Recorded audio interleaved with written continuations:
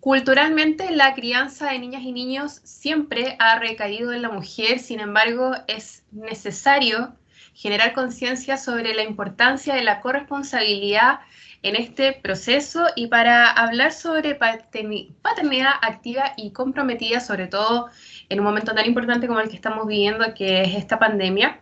Tengo conmigo a Alejandrina Farías, ella es psicóloga, pero además es integrante de la Subdirección de Calidad Educativa de la región de Arica y Parinacota. Alejandrina, muchas gracias por estar con nosotros a distancia. Te agradezco que estés en estas cápsulas que son tan importantes para nuestras familias y también para nuestros equipos educativos. Muchas gracias, Beatriz, por la invitación.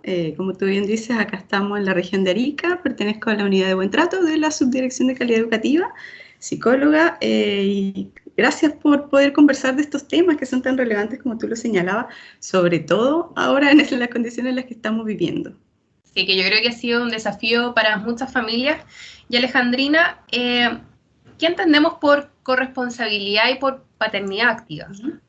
Mira, vamos a entender por corresponsabilidad como esta responsabilidad compartida, es decir, aquellas personas que comparten, ¿cierto?, la obligación o un compromiso frente, particularmente cuando hablamos de corresponsabilidad en la crianza, frente a la crianza, ¿ya? Entonces la corresponsabilidad hace relación a eso, a la división de tareas y a las responsabilidades asociadas a los cuidados y crianzas de los niños y niñas. Y cuando hablamos de paternidad activa, como tú comentabas, nos referimos a aquellos hombres, ¿cierto?, que participan activamente de estas tareas. Oye, Alejandrina, y me imagino que esto presenta finalmente un beneficio para niñas y niños. Sí, un beneficio para todos, no solamente para los niños y las niñas, sino también... Porque ¿sí? Muchas veces uno dice como, esto es un tema adulto, pero es que finalmente el bien común tiene que ser para el niño y la niña. Sin duda, de hecho, uno de los principales beneficios, y por supuesto que se enfoca en los niños y las niñas, porque todo el accionar que nosotros como adultos, como cuidadores tenemos, no debemos de perder de vista que por quien hacemos o desempeñamos las tareas de la crianza son a favor de los niños y las niñas, ¿ya? Ha sido súper estudiado este tema, sobre todo en los últimos años, respecto a cómo beneficia tener más de un cuidador, porque finalmente se trata de eso, de entregarle, mientras más cuidadores tengan los niños y las niñas, más allá del género, si ellos se ven beneficiados por estos cuidados de calidad. Ahora, si nos enfocamos en de qué manera se benefician, hemos obtenido, por ejemplo, que la presencia activa de los hombres, padres, ¿cierto?, y vamos a entender el concepto padre de una manera bien amplia, no solamente tradicional, sino que padre puede ser también... El abuelo. El abuelo, por supuesto, un hermano mayor, ¿cierto? Un padrastro, un cuidador, un padrino, incluso referentes como, no sé, un entrenador. Son figuras que son significativas para los niños y las niñas, y dentro de los beneficios que tienen, se ve que tiene un impacto positivo en todo su desarrollo psicosocial. No solamente en una etapa del desarrollo, que esto también es bien curioso, sino que los efectos que tiene los puede tener en etapas posteriores de su desarrollo, como la adolescencia o la adultez. Entre ellos, mejorar su salud física y mental, están más motivados frente al estudio, tienen mejores habilidades sociales, mejor rendimiento académico, desarrollo cognitivo, mejoran su autoestima, y también vemos que en etapas posteriores, como yo te contaba, por ejemplo, en la adolescencia, tienen menos problemas de conducta y menos conductas de riesgo también. Entonces, los beneficios son a corto y largo plazo, ¿no? Corto, mediano y largo plazo. Alejandrina, me gusta mucho cuando hablamos, como lo comentabas tú, ampliar este concepto de padre, sí, que de familia tradicional, sino que entendiendo que la composición de la familia hoy día es diversa. Podemos hablar de abuelos, podemos hablar de padrinos, de tíos. Bueno, y en ese sentido, y como yo lo mencionaba al principio, culturalmente la mujer siempre está asociada a la crianza. Entonces, ¿cómo poder hacer que esta figura paterna, la vamos a poner así, se involucre dentro de una crianza activa? Porque, a ver, lamentablemente muchas veces se cree que la crianza es, no sé, comparto contigo mientras estoy comiendo, algunos creen que es solamente un tema económico. ¿Cómo poder involucrarse esa figura paterna activamente en una crianza? Expliquémosle, ¿qué es involucrarse activamente en la crianza? Así como... concretamente, ¿no es cierto? Concretamente. Pero antes de partir a lo concreto, me gustaría señalar que cuando hablamos de corresponsabilidad no podemos dejar de lado la equidad, ¿no es cierto? La equidad en temas de género, porque para lograr la corresponsabilidad tenemos primero que cuestionarnos estos roles más tradicionales que tú comentabas, de cómo culturalmente y por décadas recaían en la mujer estas tareas de cuidado y crianza, y eran como exclusividad de la mujer, se pensaba incluso de que casi nacíamos con estas habilidades natas para criar y para cuidar, y al hombre se le otorgaba más responsabilidad en temas de proveer económicamente, ¿no es cierto? Esas concepciones han cambiado por varias razones, entre ellas el involucramiento también de las mujeres en actividades remuneradas, es decir, el ingreso al mundo laboral ha sido determinante para lograr esta corresponsabilidad, porque aparte de ingresar al mundo laboral, tienen también que desempeñar tareas de cuidado, y existe esta necesidad de hacerlo compartido, ¿ya? Porque de otra manera nos vemos sobrepasadas frente a las demandas de la crianza, que de por sí son muchas, ¿no? Entonces, ¿cómo lo hacemos? Es ir justamente promoviendo el involucramiento del hombre, pero también de la mujer, en aquellas áreas que quedan consideradas propias de hombres y propias de mujeres. ¿Me explico? Es decir, los hombres poco a poco, por ejemplo, compartiendo tareas domésticas, eso es corresponsabilidad, ¿no?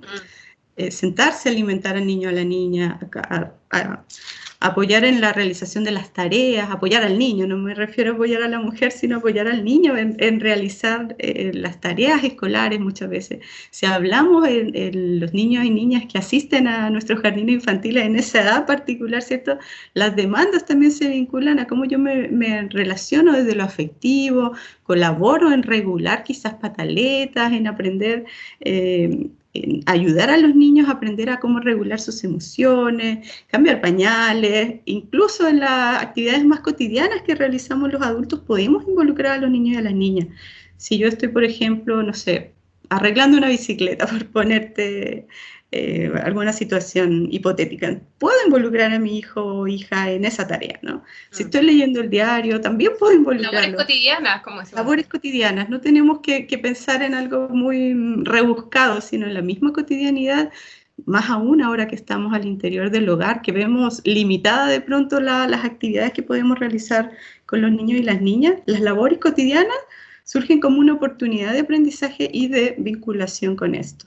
Entonces hay un abanico gigantesco de posibilidades donde yo puedo ejercer la corresponsabilidad. Es que, Alejandrina, también hay un patrón cultural que ha sido tan difícil de derribar, como lo estabas analizando tú también, y a raíz de esta pandemia en el que uno dice hay más tiempo con las niñas y los niños, aprovechemos las instancias que se hacen en el hogar. Hace un tiempo lo estaba buscando, lamentablemente no lo encontré, pero salió un estudio hace algunos días atrás que lamentablemente las labores, ya sea de crianza y también de casa, siguen recayendo en la mujer. El porcentaje de la activación del hombre dentro del hogar sigue siendo baja. Sí, y hay diversos estudios a nivel latinoamericano, ¿eh? Esto no es una cosa de Chile, sino en países de Latinoamérica, donde se ve que la doble jornada laboral, las mujeres trabajan, pero vuelven al hogar y continúan con labores asociadas a la crianza muy dispares con las que hacen los hombres, ¿ya? Y aquí parte también por cómo entendemos la palabra cuidado. Cuidado en un sentido amplio de que no es inherente a la mujer, de que cuidar se entiende como un conjunto de competencias, y cuando hablamos de competencias queremos decir que las podemos enseñar, podemos entrenar. Entonces cualquier persona, cualquier adulto tiene esta posibilidad de cuidar, ¿ya? También no solamente un tema cultural, como tú lo decías, sino también hay otros impedimentos que dificultan esta corresponsabilidad que tiene que ver con por ejemplo, las jornadas laborales o la disparidad que existe entre los salarios, que obliga muchas veces a tomar decisiones a las familias de que sea el hombre quien trabaja, por esta brecha salarial. No, hay muchos hombres cada vez más que les encantaría poder estar en casa y compartir las tareas de la crianza, ¿no? O tener un rol más activo en el proceso de crecimiento de sus hijos y hijas, pero hay otras, como yo te decía, dificultades que brillan finalmente a continuar asumiendo estos roles más tradicionales de quién es el proveedor y quién dedica más tiempo a los niños y a las niñas. Bueno, esa es la importancia entonces de seguir abordando temáticas de equidad de género, como tú nos comentabas, Alejandrina, hace un rato atrás. Yo no sé si será mito, será realidad, pero por ejemplo, cuando la mujer pasa por el proceso de parto y de lactancia, sufre por supuesto muchos cambios. ¿El hombre pasa también por algún tipo de cambio cuando se enfrenta a la paternidad? Mira, esto es bien interesante porque por años se creía que solo la mujer, ¿cierto? Cuando en el momento del parto, de la lactancia, sufría estos cambios hormonales que de alguna manera la preparaban para ser mamá, ¿no? Esa era la creencia. Pero últimamente los estudios han comentado que los hombres también sufren cambios hormonales al momento de nacer su hijo, su hija, ¿cierto? Y que se relaciona a cuando lo toman en brazos, al contacto físico, al contacto de cuidar. Claro. Se sabe también que los hombres, al tomar en brazos a su bebé, aumentan, por ejemplo, sus niveles de oxitocina, de prolactina, se reduce la testosterona, y son las mismas hormonas que liberan la mujer. Es bien curioso esto, porque evolutivamente vemos que ambos estamos preparados para cuidar, hombres y mujeres, ¿cierto? Por esta liberación de hormonas. Y no es casual, porque esta respuesta hormonal prepara, como ya decíamos, por igual a hombres y mujeres para dedicarse o centrar toda su concentración en las tareas de cuidado y dejar de ladito los estímulos externos. Esto es lo que produce toda esta liberación de hormonas. Entonces ahí derribamos el mito por completo de que el cuidado es algo con lo que la mujer nace, porque no es inherente, sino que ambos podemos ejercer estas tareas de cuidado.